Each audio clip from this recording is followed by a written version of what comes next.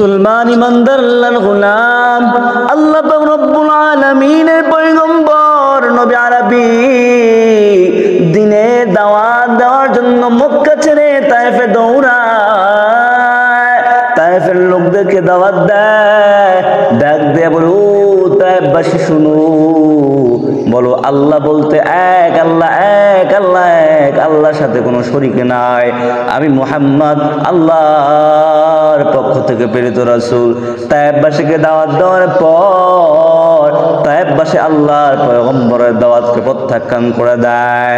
আল্লাহর পয়গম্বর মুহাম্মদকে মারধর শুরু করে দেয়, এমনকি এত জোর আঘাত করা হয় আল্লাহর পয়গম্বরের শরীর থেকে রক্ত ঝরা শুরু হয়ে যায়। গলিতে গলিতে বাচ্চা পোলা পান্দের লেলায় দেওয়া হয় আল্লাহর পয়গম্বরকে হেনস্থা করার জন্য। আল্লাহর পয়গম্বর নবী মুহাম্মদুর রাসূলুল্লাহ সাল্লাল্লাহু আলাইহি ওয়াসাল্লাম কে তো পরিমাণ মারা হয়। পয়গম্বর নবী আরবী মুহাম্মদুর রাসূলুল্লাহর শরীর থেকে রক্ত পড়তেছে। আল্লাহর পয়গম্বর তারপরও বদদুয়া করেন নাই, কারণ রহমাতাল লিল আলামিন হলো দুনিয়ার জন্য রহমত স্বরূপ, দুনিয়ার জন্য গজব স্বরূপ না। আল্লাহর পয়গম্বর নবী মুহাম্মদ শরীর থেকে রক্তগুলো পুছতেছে, একের পর এক মুছতেছে, মুছতে মুছতে এমনভাবে মুছতেছে যেন এক ফোঁটা পরিমাণও রক্ত জমিনে না পড়ে। যদিও এক ফোঁটা পরিমাণ রক্ত জমিনে পড়তো তাহলে ওই জমিনের মধ্যে আর কোনো সময় ফসল হতো না। আল্লাহ পাক রব্বুল আলামিনের পয়গম্বর এত পরিমাণ মারে আল্লাহর পয়গম্বর সহ্য করতে পারে না। আল্লাহ পাক রব্বুল আলামিনের কাছে দেয় বলে, আল্লাহ আমারে মারে, আল্লাহ আমি বড় অসহায়, আমি বড় এতিম, আমার কেউ নাই, আল্লাহ আমার মাও নাই, আমার বাবাও নাই। আল্লাহ পাক রব্বুল আলামিন ডাক দিয়ে বলে, পয়গম্বর চিন্তা করবেন না, আমি আল্লাহ আপনার সাথে আছি, লা তাহজান ইন্নাল্লাহা মা'ানা। আল্লাহ পাক রব্বুল আলামিন অভয় দেয়া বলতেছে, পয়গম্বর আপনি তো হলো রহমত স্বরূপ, দুনিয়াবাসীর জন্য আপনি রহমত।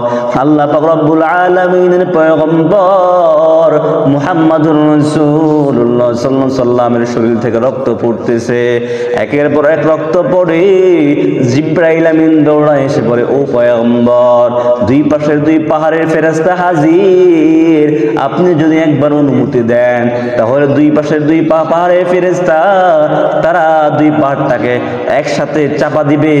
চাপা দেওয়ার কারণে এই মধ্যখানে তায়েফবাসী ধ্বংস হয়ে যাবে। আল্লাহর পয়গম্বর মুহাম্মদুর রাসূলুল্লাহ জানায় দেয়, না না, এই তায়েফবাসীকে ধ্বংস করা যাবে না। তারা বুঝে না, তারা বুঝে না, না বুঝিয়া তারা আমার উপর অত্যাচার করতেছে। তারা যদি বুঝতো, তারা যদি জানতো কতই না ভালো হতো। তারা জানে না, তারা বুঝে না তো কি হয়েছে, তাদের পরবর্তী প্রজন্ম যারা আসবে তারা তো বুঝবে, আল্লাহ পাক তাদেরকে হেদায়েত দান করবে। এই জন্য না, তাদেরকে মেরো না, কারণ আল্লাহ পাক তো আমাকে জগতের জন্য রহমত স্বরূপ বানায় পাঠাইছে। আল্লাহ পাক রব্বুল আলামিন তামাম জাহানের জন্য রহমত দান করেছে, এখন তাদের জন্য আমি গজবের কারণ হতে চাই না।